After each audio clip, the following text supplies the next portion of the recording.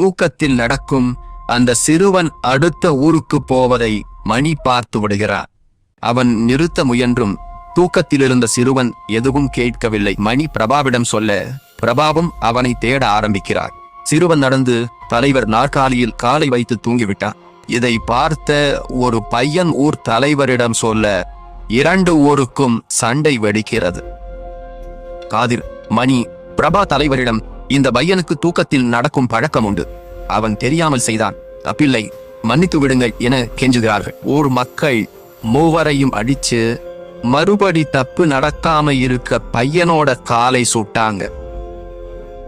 மறுநாள் காதிர் கலெக்டரிடம் எப்படியாவது எங்க 2 கிராமத்தையும் ஒன்னு சேர்க்க சொல்லி கேட்கிறார். காதிர், இந்த 2 ஊரும் ஒன்னாகணும்னு தான் என் ஆசையும். இப்படியே சண்டை போட்டா 2 ஊரும் சீக்கிரம் சுடுகாடாயிடும். காதிர், மாற்றம் வேணும்னா நீ ஏதாவது செய்யணும்.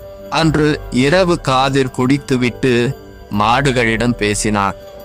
இந்த முட்டாள்கள் ஊரை வளர்க்காமல் சுடுகாடாக மாற்றுகிறார்கள்.